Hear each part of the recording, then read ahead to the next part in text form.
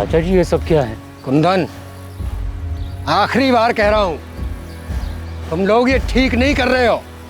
चाचा जी बुरा मत मानिएगा, लेकिन हम जो कर रहे हैं उसके बीच बोलने का आपको कोई हक नहीं है। कुंदन, जबान संभाल के। बाबूजी तुमसे सिर्फ बात करना चाहते हैं बस। बात करने और धमकी देने में फर्क होता है मोहन। ऐसे गुंडों की तरह रास्ता रोककर बात नहीं होती है। गुंडे दिखाई देते हैं तुमको? हा? देख ले हमारे गुंडे अब। मोहन मोहन मोहन छोड़ो उसे। अरे हम कह रहे हैं छोड़ो। भाग। तुमसे बड़े हैं, हमारा नहीं तो हमारे रिश्तों का लिहाज करो। तुम समझदार हो, जाके समझाओ अपने भाइयों। ये तो बेकार में खून बहेगा।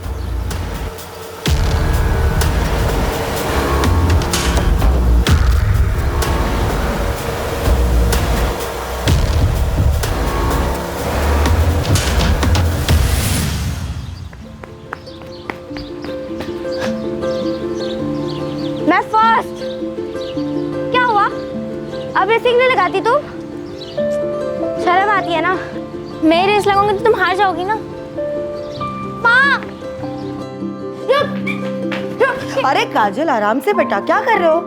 ताई जी देखो ना, पायल दीदी ने मुझे मारा। तुम लोग का ना रोज चलता है। पायल, क्यों मारा काजल को? मारा कहाँ? टपकी नहीं माँ। अरे तुम दोनों छोड़ूंगी नहीं। लो काजल, बड़ी बहन को नहीं मारते। आप ना बस पायल दीदी को ही प्यार करती हो। मुझे तो सिर्फ किरण दीदी प्यार करती थी, और उनको तो आपने शादी करवा के ससुराल भेज दिया। तो तुझे भी ससुराल भेज दे दीदी। अरे तुम दोनों लड़ना बंद करो। माँ,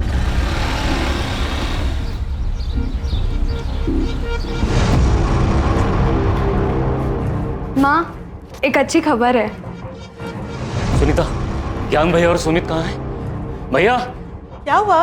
भैया सुमित, अरे बात क्या है?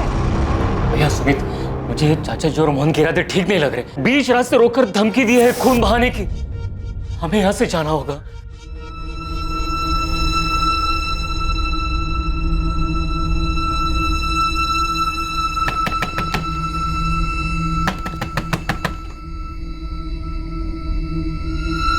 पापा, टैक्सी ले आया।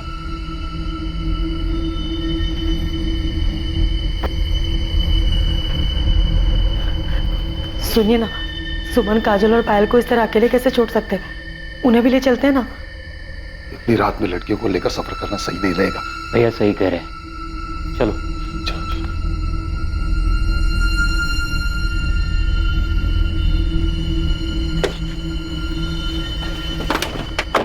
चलो जल्दी चलो, जल्दी बैठो।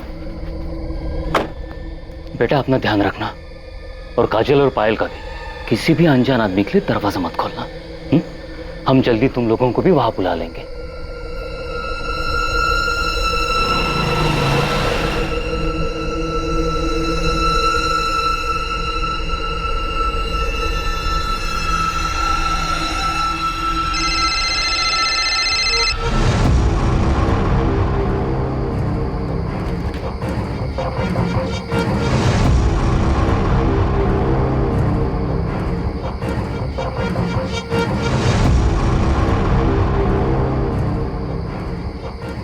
क्या हुआ? कुछ नहीं, घर पे कोई फोन नहीं उठा रहा है। काम में होंगे, ज्यादा परेशान मत हो। चलो खाना लगा दो।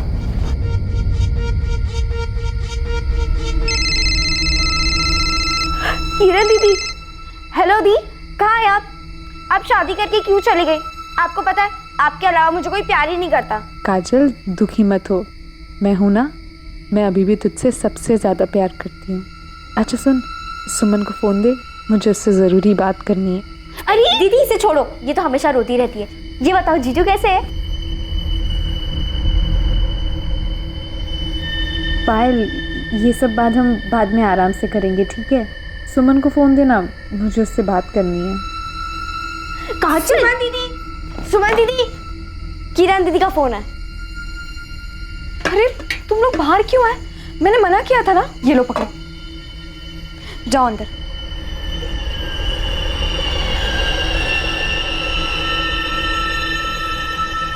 हेलो। हाँ दीदी। तू बोल, फोन क्यों नहीं उठा रही थी? कब से फोन कर रही थी मैं?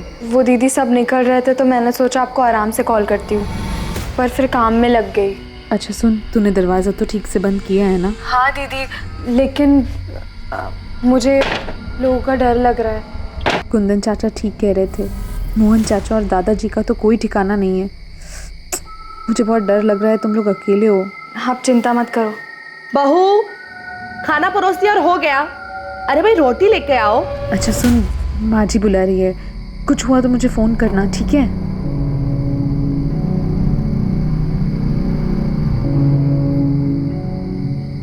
दीदी भूख लगी है।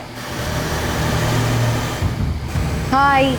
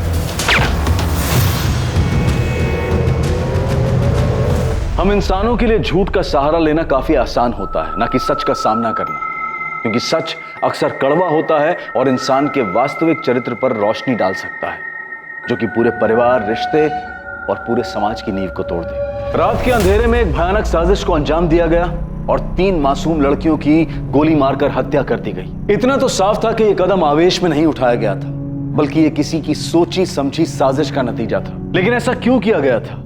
आखिर इस हत्याकांड के पीछे का भयंकर सच क्या था?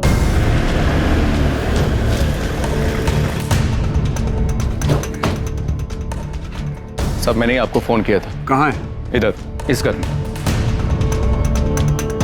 सब दरवाजा अंदर से बंद है, उधर खिड़की की तरफ।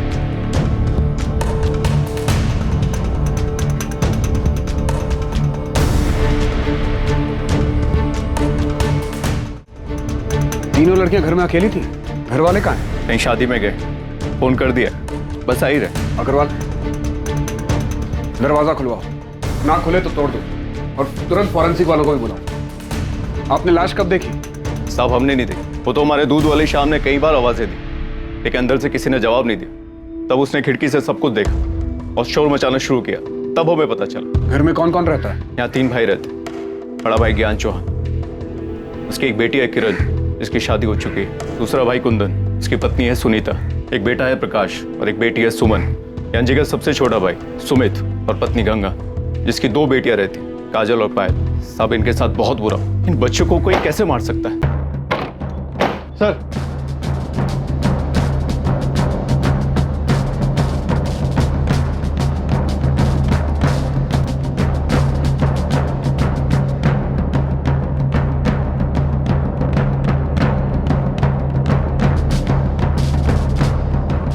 सर ये देखिए,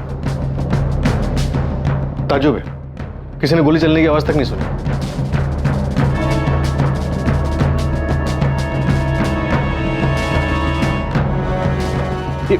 ये तो जिंदा है। एम्बुलेंस कहाँ है? कॉल कर दिया सर, रास्ते में आती होगी। ये सब तुम्हारी बेवकूफी की वजह से हुआ। कहा था जोश में होश मत खोना। अरे तो क्या करता बाबूजी, हाथ में हाथ रख के बैठा रहता? अरे हमारे सामने हमारे बाप दादा का नाम इज्जत सब मिट्टी में मिला रहे थे, अब कुछ तो करना ही था ना। बस कुछ करने के चक्कर में अपना घर, अपना गांव ये सब छोड़ करके छुपके भागना पड़ रहा है। मुझे तुम्हारी बातों में आना ही नहीं चाहिए था। तो शायद ये लड़की हमें कातिलों तक पहुंचा सके। बस ये मनाओ कि बच जाए। समझ में नहीं आ रहा तीनों लड़कियों को मारने की क्या वजह हो सकती। सुमन बेटा, सुमन, क्या हुआ तुम्हें? देखिए इसको हॉस्पिटल ले जा रहे हैं, अभी जिंदा है ये, ले जाओ ले जाओ। सुमन बेटा, काजल और पायल, वो दोनों। पायल छोड़ूंगा मैं नहीं, उनको काट के रख दूंगा। क्या हो गया? सुमित, सुमित, सुमित। क्या कर रहे हो? छोड़ो भैया, उनके उनके किए की सजा मिलनी चाहिए। छोड़ो मुझे। मेरी बात सुन। ये किसके बारे में बात कर रहे हैं? वो गजेंद्र सिंह चौहान और उसके बेटे मोहन के बारे में।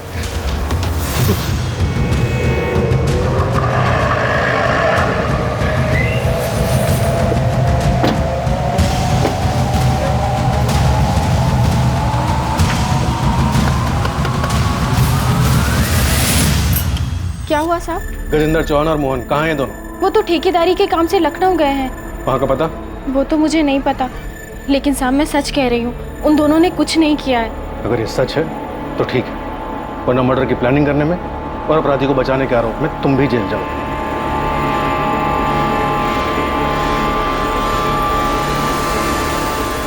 साले हमारी बच्चियों को मार के भाग गए सर।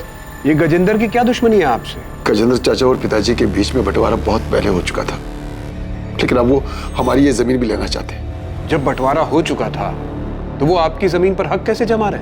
घटिया लोग हैं सर, कहते हैं खानदानी जमीन है, खानदान में ही रहनी चाहिए। हमारे घर में 4 लड़कियां और 1 लड़का है। ज्ञान भैया की बेटी किरण की शादी के समय हमने अपनी जमीन का 1 टुकड़ा बेचा था। गजेंद्र चाचा जी चाहते थे घर की जमीन है तो वो हम उन्हें बेचे, पर वो बहुत कम दाम दे रहे थे, तो हमने वो जमीन किसी और को बेच दी। बस यही से वो लोग दुश्मनी पाल कर बैठ गए। साहब, घर की औरतों को भी नहीं छोड़ा उन लोगों ने।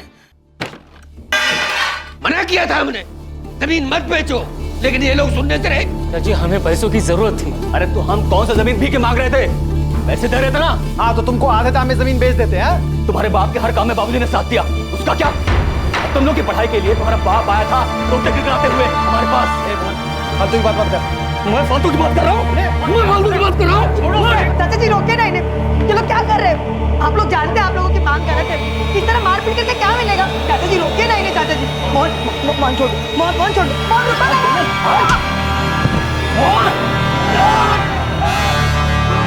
आपने पुलिस कंप्लेंट क्यों नहीं की थी? साहब, अग्रवाल सबको पता है। गजेंद्र चौहान और उसके बेटे नहीं किया ये सब? हाँ साहब, गुंडे लेके घुस गए और घर की औरतों के साथ भी धक्का मुक्की की। हमें बहुत डर लग रहा है, कमीने लोग हैं, वो किसी भी हद तक गिर सकते हैं। साहब हम सच करें, हमने कुछ नहीं किया है। बहुत चर्बी चढ़ी ना तुम दोनों को। लोगों के घर में घुसते हो, मारपीट करते हो, औरतों के साथ धक्का मुक्की करते हो, और तुम लोगों को लगा तुम्हें को कुछ नहीं बोलेगा। हाँ छोड़ो यहीं पर। ये सब किरण की शादी के तुरंत बाद हुआ था, करीब 1 महीने पहले। उसके कुछ दिनों के बाद दोनों बेल पे बाहर आ गए। उसके बाद उन्होंने कुछ किया? नहीं साहब, वो लोग काफी दिन तक चुप थे। हमें लगा मामला संभल गया है, लेकिन फिर परसों हमने अपनी जमीन का 1 और टुकड़ा बेचा था। उन लोगों को भनक लग गई तो कल मुझे रास्ते में उन्होंने धमकी दी थी। तुम समझदार हो, जाके समझाओ अपने भाइयों, नहीं तो बेकार में खून बहेगा। फिर ऐसी हालत में आप शादी में कैसे चले गए? शादी में नहीं गए थे साहब, वो तो हमने पड़ोसियों को ऐसे ही बताया था। हम यहाँ पास के गांव बालीपुर में जाकर छुपे हुए थे। वहाँ सुमित की पत्नी गंगा के रिश्तेदार रहते हैं, तो हम सब लोग मेरे बेटे प्रकाश को साथ लेकर वहाँ चले गए थे। बच्चियों को अकेला क्यों छोड़ा? बालीपुर में हमारा कोई जमा हुआ ठिकाना नहीं था। हमने सोचा कि लड़कियां घर में ही सुरक्षित रहेंगी, लेकिन हमें क्या पता था साहब कि आफत तो उनका यहाँ इंतजार कर। हम सपने में भी नहीं सोच सकते थे कि वो हमारी बेटियों के साथ ऐसा करेंगे। उनकी दुश्मनी तो हमसे थी, फिर हमारी बच्चियों के साथ। कुंदन, तुम्हारा बेटा प्रकाश वो कहाँ है? साहब, जब से उसने अपनी बहनों के बारे में सुना, उसकी तो जैसे हिम्मत ही टूट गई। बहुत गहरा सदमा पहुंचा है उसे।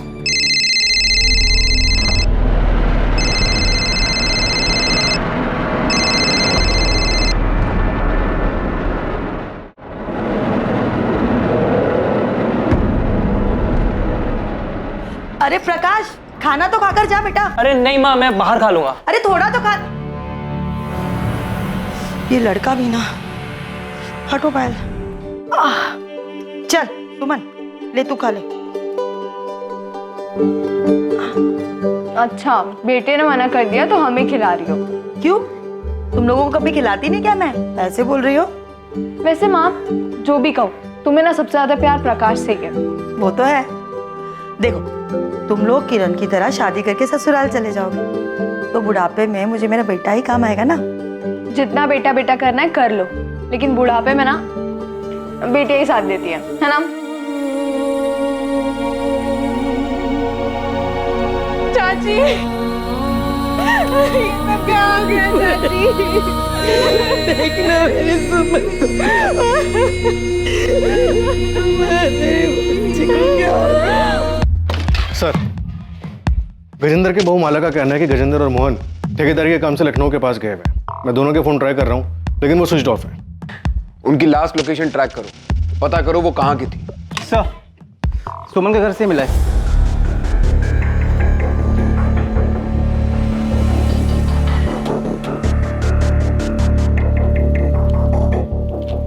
स्टेट सिविल सर्विसेज का लेटर है। सुमन का सिलेक्शन हो गया। इंटरव्यू की डेट भेजिए। बहुत मेहनत की होगी उसने अपनी जिंदगी में आगे बढ़ने के लिए।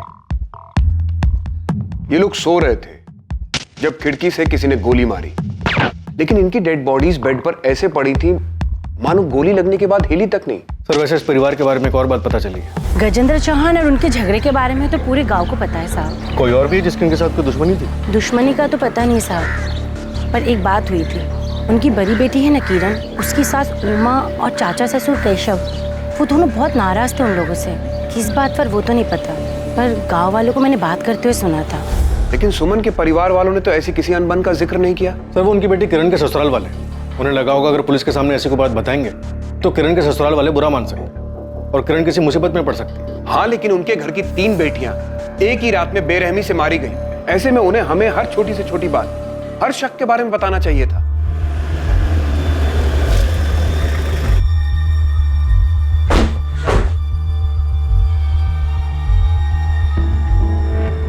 कहाँ है प्रकाश? ना फोन उठा रहा है ना मैसेज का जवाब दे रहा है।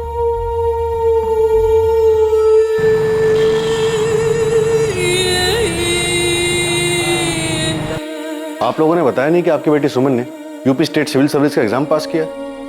कैसी बातें कर रहे साहब, हमें तो इस बारे में कुछ भी नहीं पता है। कुंदन, सुनीता, किरण, क्या तुम लोगों को कुछ पता है? नहीं भैया, हमें तो कुछ नहीं पता है। आपकी बेटी स्टेट लेवल का एग्जाम पास करती है, उसे इंटरव्यू के लिए लेटर आता है और वो आप लोगों से कुछ नहीं बताती। क्या घर में उसकी पढ़ाई या फिर उसके काम करने को लेकर कोई मनाही थी? हम तो सुमन को हमेशा प्रोत्साहित करते थे और हमने अपने घर की बेटियों को कभी पढ़ने से नहीं रोका है। माँ, एक अच्छी खबर है। सुमन ने मुझे बताया था, उसने कहा था अगर वो एग्जाम पास हो जाएगी तो घर में सबको बता देगी। और जिस दिन हम घर से भाग रहे थे, शायद उसी दिन सुमन इस चिट्ठी के बारे में मुझे कुछ बताने आई थी। लेकिन फिर सुमन के पापा आ गए और इस बीच में सुमन का ये सब सही रह गया। ये लोग साहब, ये ज्ञान भैया की बेटी किरण है, उनके पति पंकज और ये पंकज की माँ उमा जी। हमने सुना है कि किरण के ससुराल में और आप लोगों के बीच कुछ अनबन थी। नहीं, ऐसा कुछ भी नहीं था। ऐसा कुछ नहीं हुआ था साहब। झूठ मत बोलिए, पूरे गांव में ये बात फैली हुई है कि आप दोनों परिवारों में कुछ तो हुआ था। शादी में छोटी मोटी कहासुनी हो गई होगी, जैसे गांव वाले बढ़ा चढ़ाकर बोल रहे हैं। ऐसा कुछ भी नहीं हुआ था, हमारे यहाँ बिल्कुल सब कुछ ठीक था। तुझे पता है ये किसने किया था? नहीं, मुझे तो नहीं पता। तू कल रात को उसके घर जाने वाला था? देख, ऐसा कुछ नहीं हुआ, ना ही मैं वहां गया था और ना ही जाने वाला था। साले कमीने, मैं तुझे छोड़ूंगा नहीं। तेरी हिम्मत कैसे? तुझे जो चाहिए था वो तुझे नहीं मिला तो तूने उन्हें मार दिया। अब तो तूने, मैं नहीं छोड़ूंगा। प्रकाश, ये क्या कर रहा है? मैं नहीं क्यों मार रहा है उनको? छोड़ दे। हटो यहाँ से। प्रकाश, छोड़। Hello, police station. पड़ोसी तो बेकार की बातें बनाते ही रहते हैं साहब।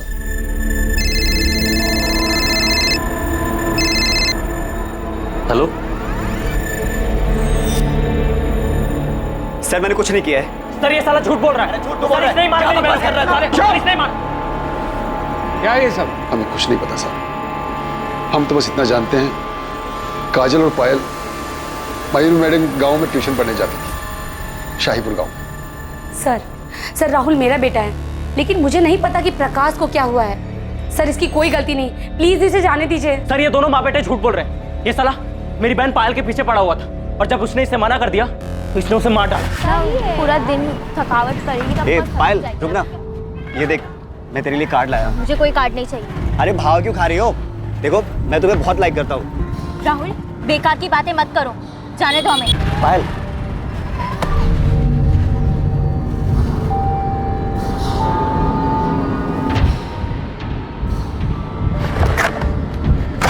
प्रकाश, ये पहली और आखिरी बार था, इसलिए तुझे छोड़ रहा हूँ। आज के बाद अगर पायल के आसपास भी दिखाई दिया ना, जान से मार दूंगा तुझे। सर ये झूठ बोल रहा है, मैंने कुछ नहीं किया है। साले झूठे। अरे छोड़ बोल रहा तो। अरे देखा तुम ऐसे नहीं सुधरोगे। लेके जाओ लॉकअप में। अरे जा।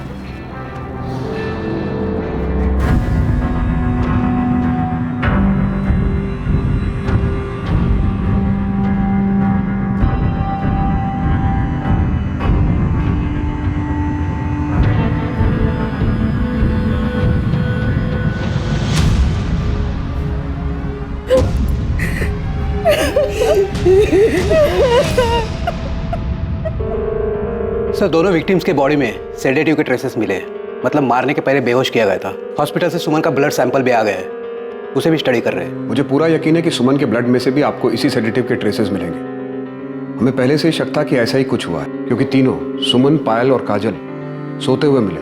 गोली लगने के बाद भी उनकी बॉडी में कोई मूवमेंट नहीं हुआ था, क्योंकि उन्हें बेहोशी में मारा गया था। सर, मौत का टाइम रात में 12 से 2 के बीच का है और बॉडी पर गोली का इम्पैक्ट देखकर ये बात साफ होती है कि गोली जान लेने के इंटेंशन से बहुत करीब से मारी गई थी। सर, फॉरेंसिक टीम ने गोली और शेल से गन आइडेंटिफाई कर लिया है। .32 कैलिबर गन है, इसके ऊपर साइलेंसर लगाया जा सकता है। ये तो काफी कॉमन गन है। खबरी को काम पे लगाओ, उसे कहो सप्लायर का पता करे और ये भी पता लगवाओ कि गांव में किसी के पास ये गन है या हाल फिलहाल में किसी ने इस गन को खरीदा है। सर, वैसे एक बात समझ में नहीं आ रही। परिवार के सारे लोग बाहर थे, घर का दरवाजा अंदर से बंद था, तो सुमन, पायल और काजल, इन तीनों को नशे की गोली कब, किसने और कैसे दी? हाँ दीदी। फैमिली को गजेंद्र और मोहन पर शक है। हो सकता है ये काम पायल के आशिक राहुल का हो या फिर किरण के ससुराल वालों का इसमें हाथ हो। तुम दोनों बच्चियों की बॉडी फैमिलीज को सौंप दो और प्रकाश को भी अभी के लिए जाने दो। अंतिम संस्कार के बाद बात करेंगे उससे। और सर राहुल, चलो जाओ बाहर। आप मुझे क्यों नहीं छोड़ रहे हैं सर? मैंने कुछ नहीं किया है। अभी बस इसको छोड़ने को कहा है।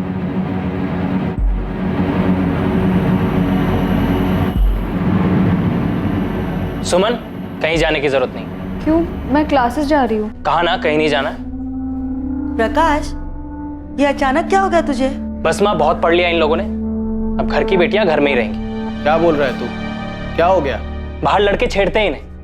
आप लोग क्या चाहते हैं, हमारी और बेइज्जती हो? बेइज्जती इनकी वजह से नहीं, तेरी वजह से हो रही है। खुद पढ़ाई लिखाई छोड़कर बैठ गया है और जो पढ़ रहे हैं उनके पीछे पड़ा हुआ है। इन्हें कोई कुछ बोलेगा तो मैं देख लूंगा।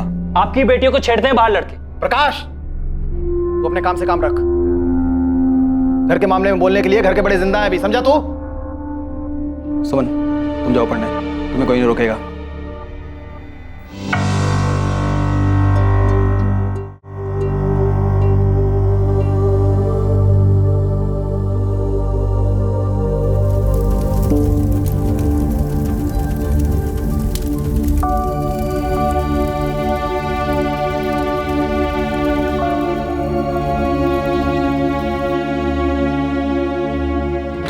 सर, गजेंद्र और मोहन की कॉल लोकेशन डिटेल्स आ गई। ये दोनों कल सुबह तक यहीं सूलीगंज में ही थे और सुबह 6 बजे के बाद से इन दोनों का फोन स्विच ऑफ जा रहा है। तो माला झूठ बोल रही है। माला का फोन सर्वेलेंस पे डालो। किसी दूसरे नंबर से वो माला से बात करने की कोशिश जरूर करेंगे। सर, क्या मैं अंदर आ सकती हूँ? सर, अस्पताल में मैं सबके सामने कुछ बोल नहीं पाई, लेकिन सर आपको जो कुछ भी पता चला है वो सब सच है। किरण, जो बोलना है साफ साफ बोलो। सर, असल में मेरे ससुराल वाले, खासतौर से मेरे चाचा ससुर केशव चौहान, वो मेरे मायके वालों से काफ़ी गुस्सा थे। उनके बीच में काफ़ी बड़ा झगड़ा हुआ था। किस बारे में? सर, अभी 1 महीने पहले ही मेरी शादी हुई है और शादी के समय दहेज के पैसों को लेकर कुछ अनबन हो गई थी। कुंदन चाचा ने मेरी सास को पैसे देने का वादा किया था, लेकिन शादी के समय तक मेरे घर वाले वो पैसे जुटा नहीं पाए थे। मेरी सास और केशव चाचा ने शादी के कुछ दिन पहले घर आकर बहुत बड़ा हंगामा किया था। हमसे गलती हुई है, इसके लिए हम माफी भी मांग रहे हैं। हम ये नहीं कह रहे हैं कि हम पैसे नहीं देंगे, जो हमने वादा किया है हम जरूर पूरा करेंगे। शादी के खर्च में थोड़ी सी मुश्किल हो रही है। हाँ तो एक काम करते हैं, आपका खर्चा कम कर देते हैं, ये शादी तोड़ देते हैं। नहीं नहीं, ये क्या कह रही हैं आप? भगवान के लिए ऐसा मत कहिए। आप जैसा कहेंगे वैसा ही हो, लेकिन ये शादी मत तोड़िए। आखिर में मेरे पापा और चाचा ने पुश्तैनी जमीन का हिस्सा बेचकर दहेज के पैसे चुकाए। धीरे धीरे सच सामने आ रहा था, लेकिन अब भी असली अपराधी को पकड़ना मुश्किल साबित हो रहा था। कौन था असली कातिल और क्या था इन हत्याओं के पीछे का सच? मैंने कुंदन को कहा था कि उन्हें मना कर दे। हाँ, मैं वहां गया भी था, लेकिन मुझसे ना नहीं बोला गया। मुझे भी लगा वो लोग जो कह रहे थे वो सही कह रहे थे। हमारा पंकज जैसा लड़का सबको नहीं मिलता। बड़ी फैक्ट्री में मैनेजर है भाई। शादी के लिए तो लड़कियों की लाइन लगी हुई थी, पर उसको तो किरण ही पसंद आई। अब किरण की शादी हो जाएगी, एक बोझ कम हो जाएगा, फिर शादी के लिए रह जाएंगी 3 लड़कियां। भाई साहब, आपकी किरण तो मानो बहुत ही भाग्यशाली है, और बेटी की खुशी के लिए 15 लाख कौन सी बड़ी रकम है। मैं जानता था अगर हमने पैसे नहीं दिए तो वो लोग रिश्ता तोड़ देंगे। अरे तोड़ देते तो तोड़ देते, क्या किरण को अच्छा लड़का नहीं मिलता? तुम्हें मेरी बात मान लेनी चाहिए थी। मानना तो मैं भी चाहता था भैया, किरण को अच्छा लड़का मिल भी जाता, लेकिन पंकज जितना अच्छा लड़का तो नहीं मिलता ना भैया। मैं तो चाहता था कि एक बार किरण का घर बस जाए। सोचा था पैसों का इंतजाम कर लूंगा। हमने उनकी बात मानकर शादी में इतना खर्च किया, सोचा कि वो लोग 15 लाख तो दे ही रहे हैं, पर आज देता हूं कल देता हूं करते करते शादी की तारीख आ गई। मैंने सोचा था उधार लेकर शादी निपटा दूंगा और फिर धीरे धीरे उधार चुकता होता रहेगा, लेकिन पैसों का इंतजाम नहीं हो पाया। और सर, तब ज्ञान भैया ने एक फैसला लिया और हमारी खानदानी जमीन का एक टुकड़ा बेचा और दहेज के पैसे चुकाए। उन लोगों का तो दिमाग खराब हो गया साहब। ये सारा किया धरा उनके रिश्तेदार का है। किसने किया ये तो हम पता लगा लेंगे, लेकिन जो दहेज का कीड़ा आप लोगों ने समाज में फैलाया है, अगर ये बात साबित हो गई तो इसके लिए सजा जरूर मिलेगी आप लोगों को।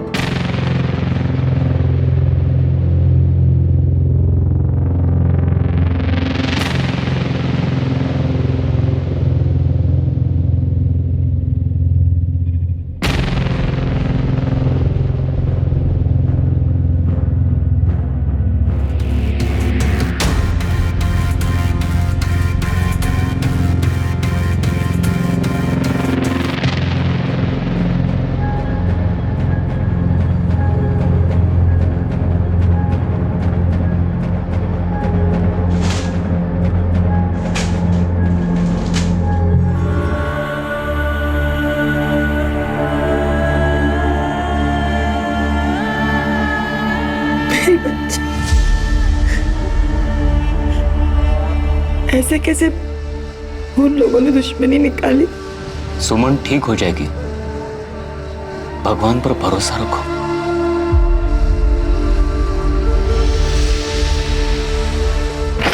सर, वीरेंद्र और मोहन के फोन अभी भी बंद आ रहे हैं, लेकिन माला के पिछले 72 घंटों के कॉल लॉग्स में 2 अलग अलग लैंडलाइन नंबर से कॉल्स आए, जिसपे एक नंबर पे 7 मिनट और एक नंबर पे 10 मिनट बात भी हुई है। ये माला तो कुछ बोलेगी नहीं और हम उसे अरेस्ट भी नहीं कर सकते। एक काम करो, कांस्टेबल से बोलो कि उस पर नजर रखे, और एक गजेंद्र और मोहन के बारे में पता करो कि इनका कोई साथी या रिश्तेदार रहता है क्या कानपुर या उन्नाव में। शायद ये लोग वहां छुपे हो। Okay sir. गन सप्लायर से कोई लीड मिली? पता चला कि गन किसने बेची थी यहाँ सूलीगंज में? अभी तक तो नहीं, लेकिन हम पता कर रहे हैं सर। ये केशव, उमा और पंकज तीनों के कॉल डिटेल्स निकलवाओ, और राहुल के भी, शायद कोई लीड मिल जाए। और राहुल का दोस्त कपिल, उससे कोई बात हुई? उसे बुलाया सर, आता ही होगा। कपिल सच सच बोलो, क्या राहुल का कोई हाथ है इस सब में? राहुल ऐसा नहीं कर सकता सर। राहुल पायल का पीछा करता था ना, और कई बार तुम भी होते थे राहुल के साथ। कहीं खून की प्लानिंग में राहुल के साथ तुम भी तो शामिल नहीं थे? मैंने ऐसा कुछ नहीं किया सर।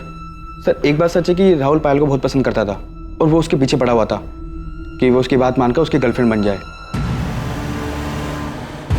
देखो, तुम यहाँ से चले जाओ। किसी ने देख लिया तो मेरा घर से निकलना भी बंद हो जाएगा। मैं चला जाऊंगा, लेकिन तू भी मुझे बोल दे कि तू भी मुझे प्यार करती है। प्लीज जाओ यहाँ से, किसी ने देख लिया तो हंगामा हो जाएगा। पायल, देखो, तुम यहाँ से चले जाओ। अब इसके आइंदा आसपास भी दिखा ना तो पुलिस में कंप्लेन कर दूंगी। राहुल को बहुत गुस्सा आया था और अपनी बेइज्जती का बदला लेने के लिए उसने बहुत ही खतरनाक प्लान बनाया था।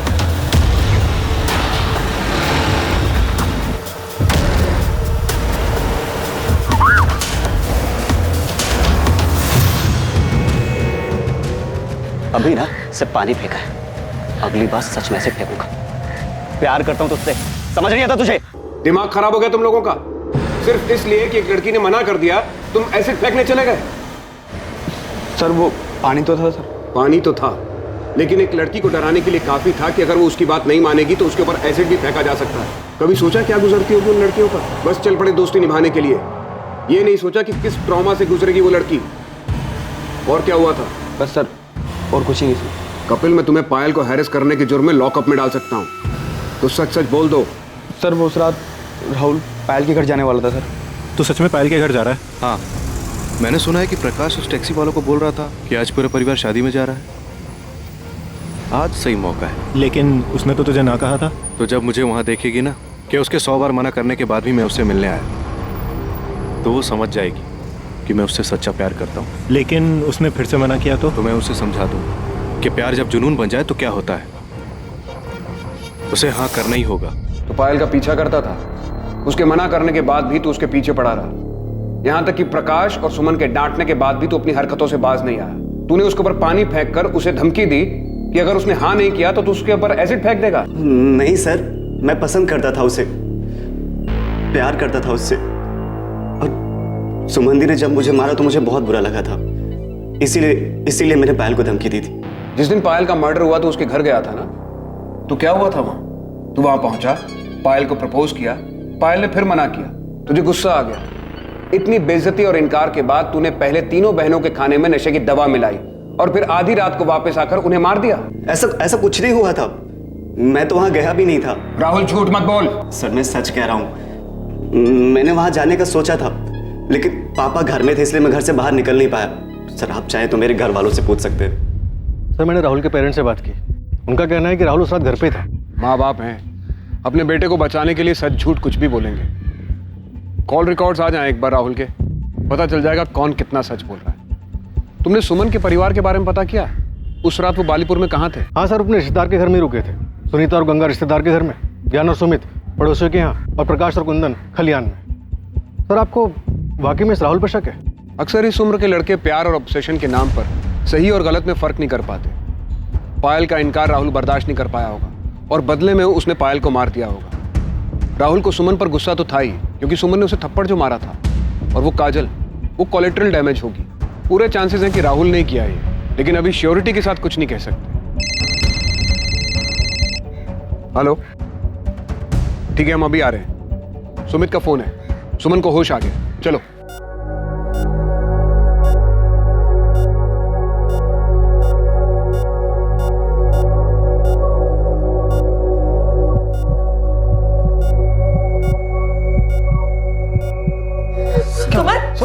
डॉक्टर, डॉक्टर क्या हुआ? देखिए क्या हुआ क्या डॉक्टर? आप प्लीज सब बाहर जाएं। अभी तक ठीक थी डॉक्टर, क्या हुआ इसे? आप प्लीज सब बाहर जाएं। Sister injection.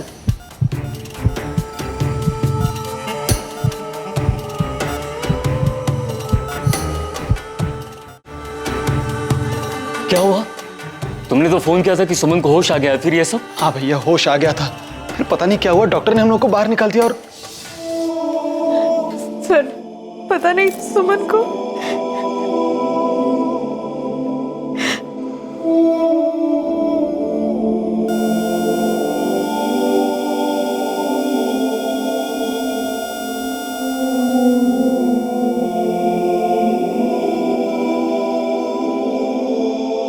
सुमन बहुत ही समझदार और दृढ़ निश्चयी लड़की थी। उसने अपनी निष्ठा और मेहनत से अपने सपनों को साकार करने का रास्ता भी खुद ही बना लिया था। लेकिन इससे पहले कि वो आगे बढ़ पाती, एक बुरे इंसान के भयानक इरादों ने उसके सपने, उसकी जिंदगी उससे छीन ली जिसकी वो हकदार थी। सुमन की मौत के साथ उसके परिवार की आखिरी उम्मीद भी बुझ चुकी थी, लेकिन पुलिस ने अब तक हार नहीं मानी थी। वो पूरी मेहनत के साथ हर एंगल्स को टटोल रही थी ताकि असली कातिल तक पहुंच सके।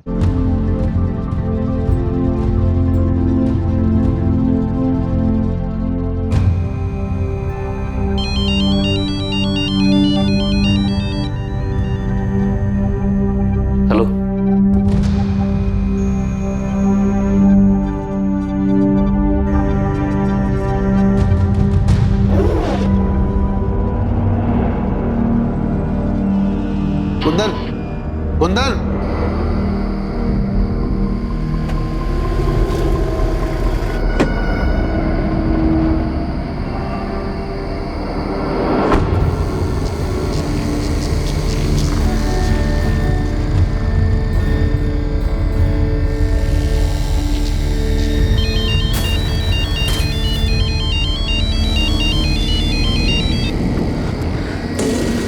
हाँ भैया।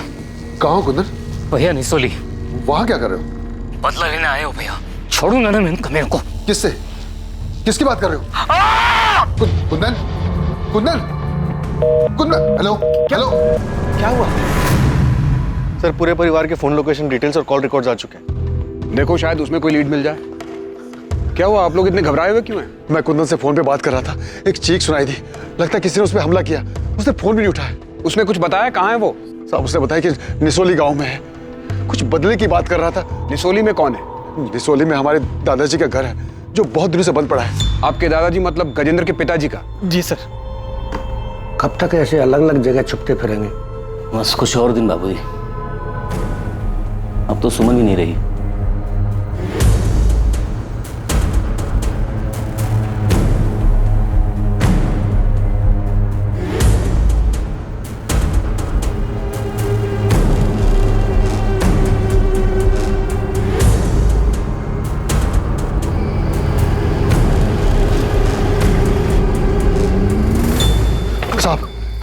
ये घर है साहब। आओ।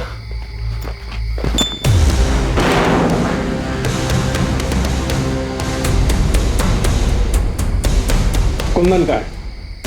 कहाँ है कुंदन? हमें नहीं पता, हमें नहीं पता कहाँ है। सर!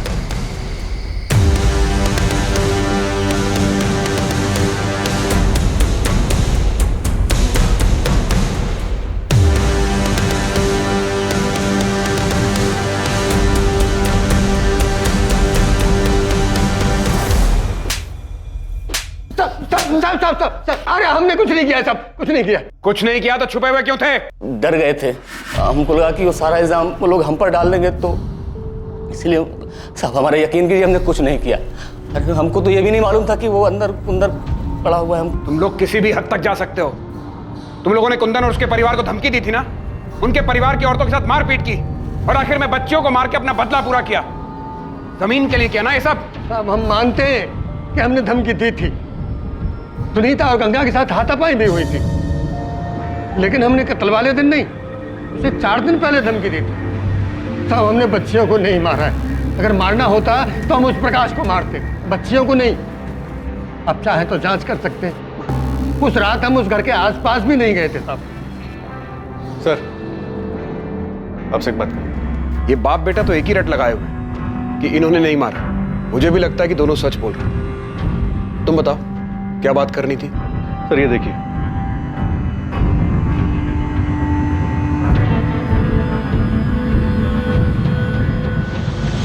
बहुत घुमा लिया। तुम बालीपुर में नहीं थे। रात होने के बाद तुम वहां से निकल गए। सूलीगंज आकर तुमने सुमन, पायल, काजल को मारा और फिर वापस बालीपुर लौट गए। क्यों प्रकाश? ये आप क्या कह रहे हैं साहब? सर कहां गए थे तुम? वो देखो झूठ मत बोलना, हमारे पास तुम्हारी सारी डिटेल्स हैं।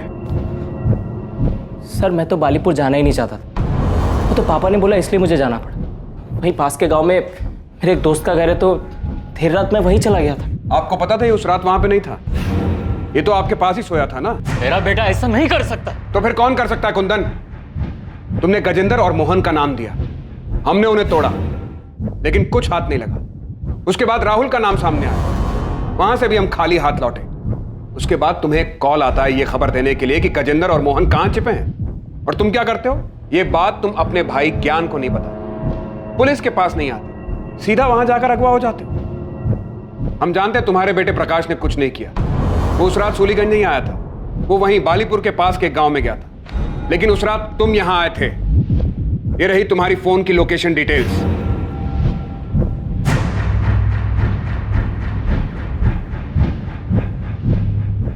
अब तुम बताओगे कि तुमने मारा और क्यों मारा, या फिर तुम्हारे बेटे प्रकाश को डालें जेल में? हाँ मैंने ही मारा है सुमन, काजल और पायल को। प्रकाश ने कुछ नहीं किया है, मैंने ही किया है सब कुछ। अच्छा प्लान बनाया था तू, अपने घर की लड़कियों को मार दो और सारा इल्जाम अपने चाचा और उसके बेटे पर लगा। 20 अक्टूबर की रात को तो बालीपुर गया तो था, लेकिन 11 बजे के करीब जब तेरा बेटा प्रकाश अपने दोस्त से मिलने पास वाले गांव में गया, उसके जाने के आधे घंटे बाद तू वहां से उठकर करीब 12:30 बजे सूलीगंज आ गया और यहां आकर तूने सुमन, पायल और काजल को गोली मार दी। उसके बाद रात 3 बजे तू वापस बालीपुर पहुंच गया, वहां जाकर सो गया। अपनी बेटी और भतीजियों को मारने के बाद तुझे नींद कैसे आ गई थी? तो मैं क्या करता? किरण की शादी में इतनी सारी जमीन बेचनी पड़ी थी, बाकी 3 लड़कियों की शादी में तो सब कुछ बिक जाता। और फिर मेरे बेटे प्रकाश का क्या होता? उसके लिए क्या बचता? मैं समझ गया था ये लोग बेटियों के लिए कुछ ज्यादा ही भावुक हैं। उनकी शादी में तो ये कोई कसर नहीं छोड़ते, सब कुछ खत्म हो जाता। इसलिए मैंने तीनों को मार दिया। तो बेटे को जायदाद मिले इसलिए बेटियों को मार दिया? मेरा बेटा ही घर का नाम आगे ले जाने वाला है। एक बाप होने के नाते मैंने ऐसा किया। मैंने ही सबको कहा कि कहीं दूर जाकर छुप जाते हैं, और जाने से पहले मैंने ही सुमन, काजल और पायल के खाने में नशे की दवा मिला दी थी। प्रकाश गया तो मैं भी निकल गया और सूलीगंज आ गया।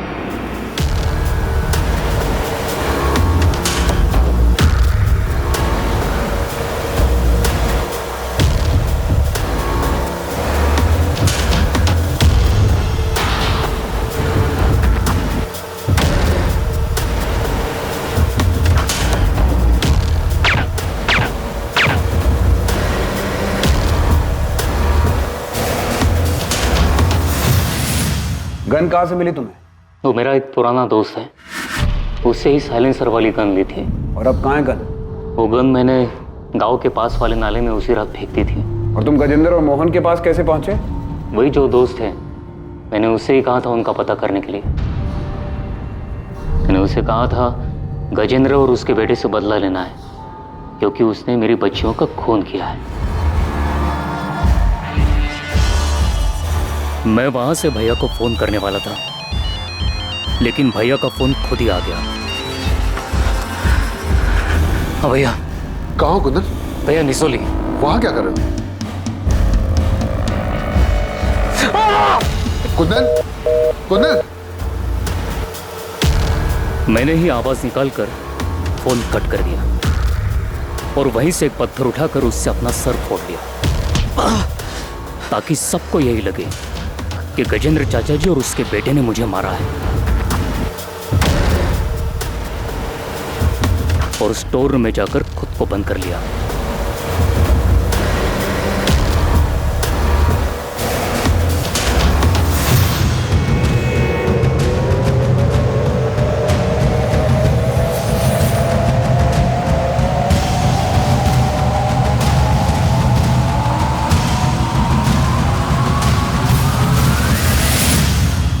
सुमन को इतनी बड़ी जॉब मिली थी, वो सिर्फ तुम्हारा ही नहीं, तुम्हारे पूरे परिवार का नसीब बदलने वाली थी, और बदले में उसके अपने पिता ने उसकी जान ले ली। बहुत अच्छा इनाम दिया उसे।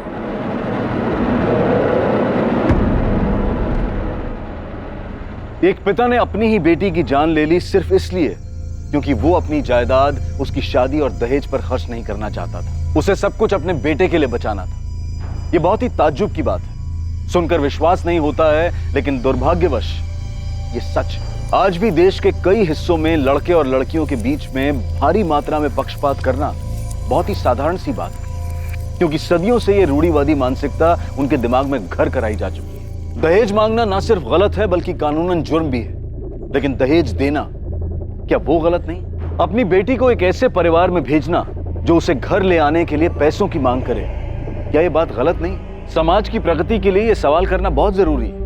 ये समझना बहुत जरूरी है कि लड़की के दहेज पर नहीं बल्कि उसकी पढ़ाई पर खर्च किया जाए, उसे जिंदगी में आगे बढ़ने का मौका दिया जाए। ऐसा करने से ना सिर्फ लड़कियां सशक्त होंगी बल्कि बड़े होकर अपने परिवार का ख्याल भी रख पाएंगी। मुद्दा ये नहीं है कि लड़के लड़कियों से बेहतर हैं या फिर लड़कियां लड़कों से।